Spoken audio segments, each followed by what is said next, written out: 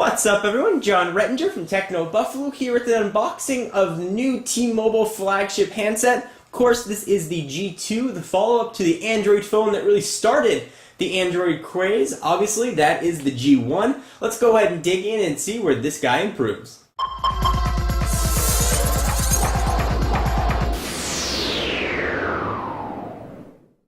Alright, so on the front of the box, you've got a picture of the G2 letting you know it's a with Google experience, which means you're going to get a relatively unskinned Android operating system. In this case, it's going to be 2.2 Froyo. Picture of the device on the front with Google on the back. Nothing really on the side other than some company branding.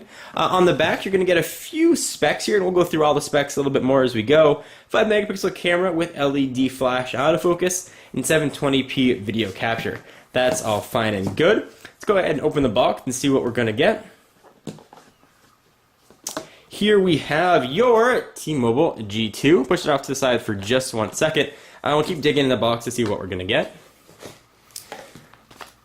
On top, HTC has hidden some reading material in here, probably a getting started and quick start guide, which is indeed a quick start guide, terms and conditions, and then a handset recycling program flyer from T-Mobile. Your typical array of accessories in the box, nothing really out of the ordinary. You've got your wall charger to USB, stereo headphones with microphone, and a micro USB cable. Chances are you guys may have a few of these already laying around. Alright, but let's look at, while we are all here, this is the T-Mobile G2, and let me quickly run through the specs of this guy. It has a 3.7-inch capacitive touchscreen with a resolution of 480 by 800. It is running Android 2.2. You might have heard that referred to by the delicious tasting Froyo. It's got an 800 megahertz Qualcomm processor, and don't let the megahertz fool you when you keep hearing about 1 gigahertz and that type. This is a very quick phone. The 800 megahertz processor really lets it hum along nice and smooth. It's got 512 megabytes of RAM. On the back, it has a 5 megapixel camera with autofocus and flash. And we mentioned the video capture, which is 1280 by 720, which you may probably have heard advertised as just 720p video. Deep inside of here, we have a 1300 milliamp hour battery, which is going to get you just about 6.6 hours of talk time. And this does have T-Mobile's HSDPA Plus support, meaning you're going to get 4G-like speeds. So if you see a little H on the top of your phone and the system notification, you are probably getting super fast internet. Alright, so let's go ahead and take a look at the device. You've got your typical capacitive Android buttons across the bottom. You've got your home, your menu, your back, and search.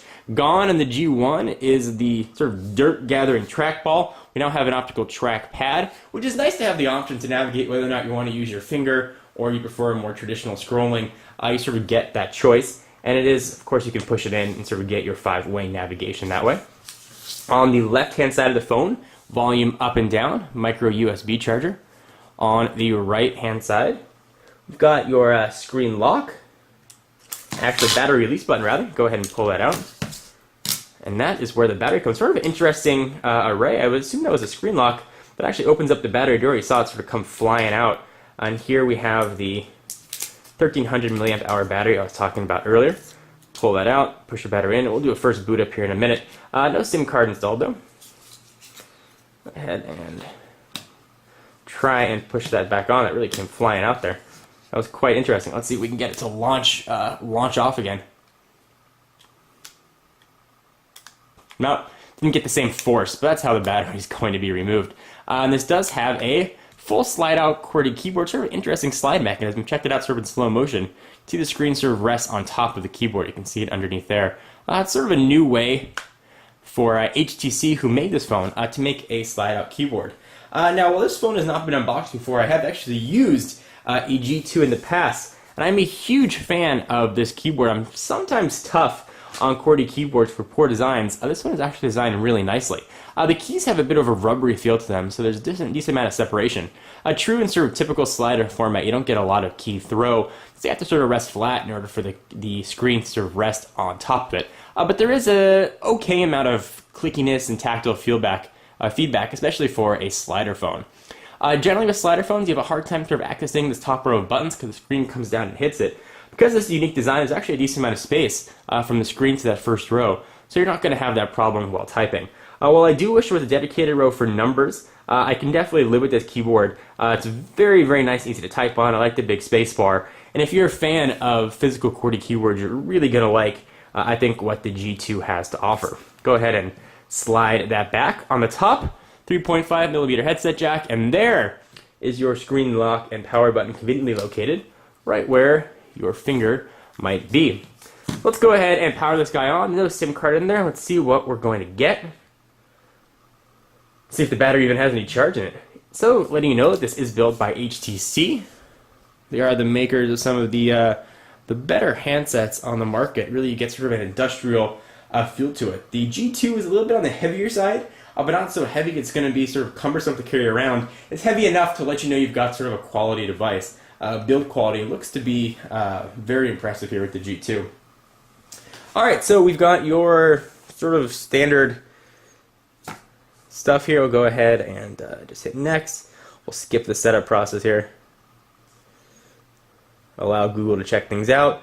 It's not going to have any sort of network connection. Now we've got your very typical sort of Android look. There's no HTC Sense on here. There's no TouchWiz or any of that. You've got sort of Froyo in all of its Froyo-ness. You can see all of your touchscreen options here. A lot of pre-installed applications though, and a lot of pre-installed Google applications. So Goggle is already on here. Shopper, Latitude, Google Street View, Listen. Go ahead and see what else is going to come on here, and you can see it's a sort of an unskinned menu. You don't see this very often on a lot of phones. Go ahead and move that off, and I'll zoom in just a little bit so you guys can see what I'm talking about. Let me take a look at all the applications that are going to be installed on here. And there is quite a bit. So I'll go ahead and use this phone for a little while and give you guys a full review on whether or not the processor lives up to the hype, whether or not the phone is worthy to carry that G name to it. The G1 was certainly a very popular device. Let's see if the G2 can carry a flame. Anyway guys, leave your questions down below or anything you want to see on the T-Mobile G2. I am John Rettinger from Techno Buffalo, and I'll see you in the next video. Bye-bye.